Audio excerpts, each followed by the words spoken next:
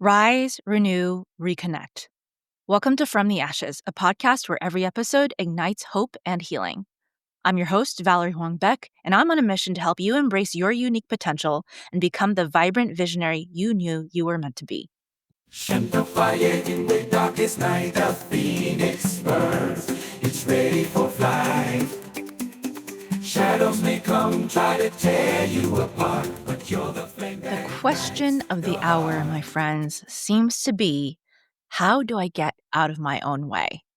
Now, before we dive into today's topic, I want you to get your journal, get a pen, something to write with, because personal growth doesn't happen passively, it happens actively. And you're going to want to take notes. You're going to want to jot down your thoughts so that you can organize them later and take real aligned action. Ready? All right, I'm going to start with a story. I sometimes go to my husband's shop and I run into people that I know. And one day I happened to run into one of his regulars. And he suddenly tells me, as many people do, they kind of just tell me what they're working on in their lives. They like to share. It's like, I've been thinking about needing to lose some weight. Do you have any advice for how to do that? I asked him a few questions to probe, like, well, what have you tried? What can you fit into your schedule? And he's like, well, I can try walking. And I was like, great. Why don't you try walking 30 minutes every day around the block? How about that? And he was like, oh, well, by the time I get home from work, I'm so exhausted and all that. So how about doing it before you go to work? And he's like, yeah, you know what? I could try that. Like, I could wake up earlier and take a half-hour walk before I go to work. And I told him, yeah, that would be a really great way to start. Why don't you start doing that tomorrow? And he said, well, that's a really good thing to think about. And in my head, I was like, man, come on, dude. I just paved the way, helped you get a solution, and your health is just something to think about for tomorrow. And I didn't really say it like that, but I was like, really, you got to start tomorrow. Do it. Just say that you're going to do it. Because I know after talking to so many people about changing their habits for the better, for improving their lives, for improving their health, a lot of us just tell ourselves, that would be nice. And then we go back to our old habits. Now, there are a couple of reasons why someone would know what to do and not do it. But then there are some certain times where we don't even know what to do because we don't know what we want. And all of these happen to be instances of self-sabotage. Now, for a random person that I'm talking to in everyday life, it is hard to see what exactly it is that they want, either their pain or what their big goal is. And sometimes it's just they're not even present to it, which is why when I give them a little piece of advice like, yeah, start tomorrow, and I really try to motivate them, they're not really present to, well, why would I actually do that? Because I feel actually pretty comfortable right now where I am. But the thing is, I work with a lot of people who aren't comfortable where they are. They know that they're getting in their way. They know what they even want to do sometimes, but they're not doing it. So today we're going to go through a couple of exercises to help whoever's out there listening try to weed out what it is that's really holding you back. Now, people that are stopped, they're not able to take action towards the things that they truly want. This happens to everyone across the board. It doesn't matter if you are financially struggling to a high-level achiever in a corporate environment. I work with a wide range of people, and oftentimes what stops them from taking action is that they are getting in their own way. And it still happens to them no matter where they are in their personal growth journey. And this is a fundamental obstacle that I think that pretty much everyone at some point faces. Now, we call this self-sabotage. And the first question that I want you to ponder and to write some notes down on is, what is the thing you truly want? What is the thing actually that you want that you're afraid to admit that you want? Because we all have superficial ones, right? Like, oh, it would be nice if I had some money someday. Oh, it would be nice if I had a partner someday. But the thing is, when we have the it would be nice part of it, part of us is telling us that we don't actually believe that we can get it. So the first thing I want you to think about is, what do you truly want? Is it love? Is it to become an artist, to live life on your own terms? Is it to start a family? Oftentimes, actually, our deepest desires are buried underneath many, many layers of people's opinions, society's conditioning, that are all telling us that we're being unrealistic in what we desire. And maybe the question isn't, why isn't it urgent enough that you want to take action? But perhaps there are many, many different voices in your head that are telling you that it shouldn't be urgent.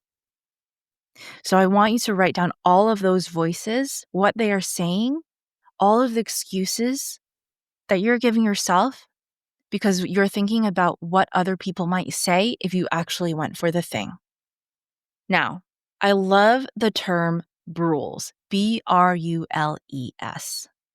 It stands for bullshit rules, and it was a term used by Vishen Lakhiani, the founder of Mind Valley, to talk about all of the rules that we just kind of take at face value and adopt as our own when they don't actually serve us and our highest good, or even what we want to accomplish in life. They're just the rules that happen to be there by default and that we blindly accept because everybody else is following that rule.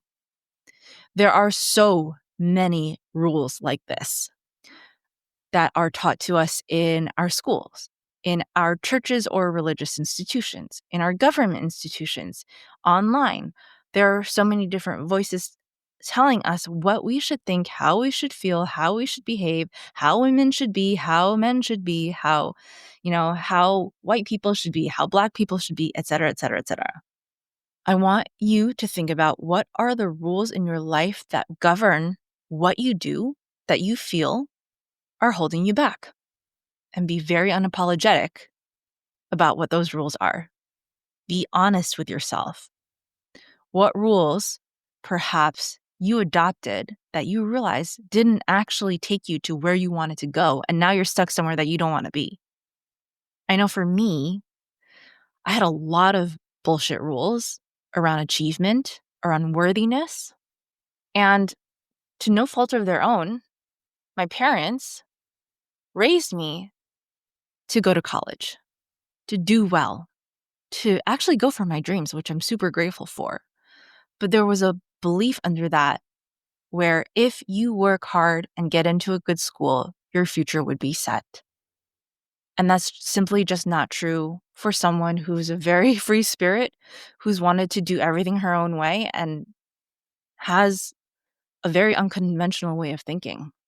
I've done everything in my power, actually, and not even because I was like actively rebelling, but because my soul was telling me to go in a different direction, to basically break all of those rules. But I lived with a lot of negative self-talk, and I still do, because there are voices in my head that tell me that I'm a failure, that I'm betraying my family, that I am doing everything wrong because of some bullshit rules. Everybody has bullshit rules. It's just that some of us don't wake up to the fact that they're bullshit until it's too late, or they live their entire lives wondering why they're not quite happy, why they're not fulfilled, why they feel like there's something missing. And so we really want to wake up our minds to start to be present with, what are the rules that actually govern our behavior? And are those rules that we consented to and that we continue to consent to? Because we can choose what we consent to in the future, even though we can't change the past. Next, I want you to think about, what are the bullshit stories that tell you that you are unworthy? What are the stories that tell you that you're not enough? Write all of those stories down. Pause this podcast episode if you need to. Write all of them down. And I want you to label them in a square that says bullshit. We tell ourselves so many stories because we allow other people's voices and opinions to enter our minds. They're not even real. They're the ones that we think people would say, the criticism that we think we'll receive when we actually stick up for ourselves. I've had friends tell me that they're really afraid, even when their parents aren't around, to do something that would upset their parents. As if they had some kind of like secret camera watching them every day. I'm Asian, so this is a common thing. It allows our lives to be ruled by these invisible forces, these invisible authorities that control everything. We're outside of our control when we allow those voices in our head to take over. And what this is survival mindset. It's not a mindset where we can thrive. And the crazy thing is, pretty much all humans are wired for a survival mindset, not a thrive mindset. And it's completely different, the outcome of those two mindsets. Because when we're younger, we don't know any better. We are just living our lives. We're blissful, we're innocent. And then maybe one day a parent gets upset or something happens where we don't get the attention we want, or we feel threatened because all of a sudden we don't feel safe. We start to create responses, reactions based off of the very, very little knowledge we know as small children to make sure that we get what we need. And so, if one day, for example, you get spanked for crying, maybe something was upsetting you, you don't know, right? But you get spanked for crying, and all of a sudden, your dad is angry at you. And so what you teach yourself to do is to avoid that punishment and be a good girl, right? Always fall in line. And in my life, this is true too, because in Chinese culture, there's a word in the language, obedient, and that is often used to praise small children, especially girls. And so obedient becomes a good thing. Whenever we're obedient, we get praised. And so it becomes a lot about being quiet, falling in line, doing your work, and doing it well. And if you do that, you get the love. You get the approval, and you get to stay safe because no one's going to spank you. It's a survival mindset. We don't get to dream big when we're stuck there. We don't get to think, what if I did this? Because we're always avoiding the punishment. And that's the thing is, this is reinforced again and again and again as you go through your life. And it becomes a self-fulfilling prophecy until you finally realize down the line, you've fallen in line, you've become so obedient that you no longer have a life that you want, that you recognize as yours. You no longer have a voice that you recognize as yours because you're afraid to express it. And I'm talking about myself, yes, but I'm also talking about so many other people who stay in this place of fear due to some occurrences way back in the past. Now, the mindset to thrive takes a conscious shift, and it doesn't happen on its own. The shift to thrive requires courage because it requires us to make choices that are unfamiliar. By the time we're adults, our behaviors are so set in habits, and they're formed from the beliefs that have been reinforced to us over and over and over again. But when they don't work, when something doesn't work, we start to question a little bit. But that doesn't mean that it's easy to change. In fact, it's really, truly difficult because the mind will keep going back to but. Remember when it wasn't safe to voice what you wanted. Remember what it wasn't safe to actually be bright and be vibrant. So I want you to go back and think about what you wrote down that you actually do want. What is it that you're trying to achieve? What are your goals? If you want to be an artist, a thriving artist, or if you want to start a family, if that is one of the things that you truly want that you haven't realized in your life yet, be honest with yourself right now first and ask yourself, do you truly want it? And perhaps a question to ask beyond this is, are you okay with dying without having experienced it? Or are you okay with dying without at least having tried to attain it? Because it's actually the action that is really causing us that fear. Are you okay with going through your entire life not taking the action towards that goal? Because sometimes what we want is due to our old conditioning. Maybe we're just doing it because we want to feel more validated, right? We want to get a higher paying job. We want to make millions of money to be more validated. That's not the same as wanting to thrive with resources that would allow us to live on purpose and contribute to others and in our highest self. Two completely different things. You can be chasing money for very, very different reasons, which is why we have people who can corrupt themselves with resources, and there are people who can really, really contribute and thrive with resources. Or are you creating goals, doing it to just make ends meet? I think I want this other job that might make me more money because I want to, it'll help me with my interests or something like that. Or maybe it would help me survive a little bit longer. But that's the key thing.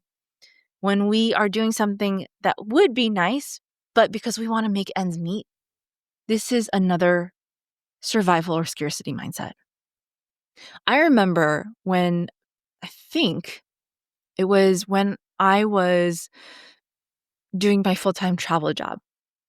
And I don't quite remember when exactly it was in the timeline, but I think there was a time between leaving that job and starting school for holistic medicine. And I was really, really struggling for money. And I remember telling my parents, it might have been actually around the time when I was finishing some of that school because I needed to now make money.